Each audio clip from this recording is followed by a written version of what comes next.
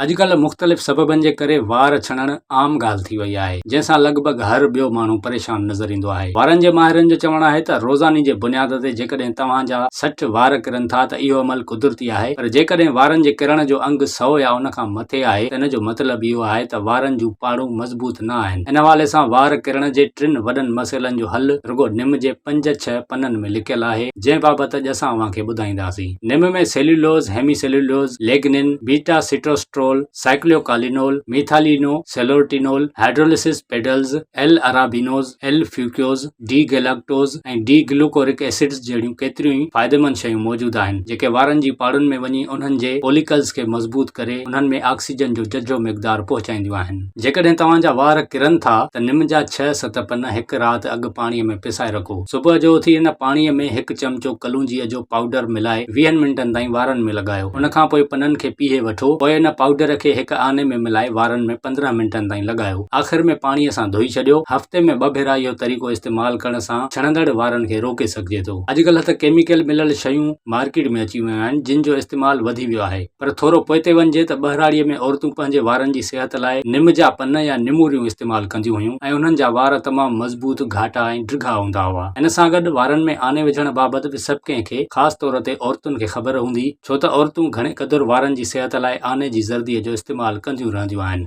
जॾहिं त कलूंजी जा फ़ाइदा एतिरा आहिनि जो पाण सॻुरनि सल्लल्लाहु अलैहि वसल्लम जन जो फरमान आहे त कलूंजी में मुअल माण्हूअ खे जेरो करण खां सवाइ हर मर्ज़ जी शिफ़ा मौजूदु आहे। इन करे कलूंजीअ जो इस्तेमालु बि तव्हांजे वारनि खे तमामु फ़ाइदो ॾींदो आहे। खुश्कीअ मां जिंद छॾाइण लाइ 1 चमचो निम जे पननि जे पाउडर खे ॾहीअ में मिलायो ऐं उन पेस्ट खे वारनि में 20 मिंटनि ताईं लॻायो ऐं पोइ वारनि खे सादे पाणीअ सां साफ़ करे छॾियो। ख़ासि करे ॿारनि जे वारनि में जुआं पइजी वेंदियूं आहिनि, इन लाइ केमिकल वारा शैम्पू इस्तेमालु कया वेंदा आहिनि। इन खां बचण लाइ बि 1 चमचो लौंगनि जो पाउडर 1 चमचो निम जे पननि में विझो ऐं पोइ उन में 2 चमचा लीमे जी रस विझो, जेका पेस्ट ठहे उन खे अधु कलाक ताईं वारनि में विझी छॾियो। अहिड़े अमल करण सां वारनि जूं जुआं निकिरी वेंदियूं ऐं घणे अरसे ताईं ॿीहर वापसि न ईंदियूं ऐं वारनि में रत जो वहिकिरो बि बहितर रहंदो।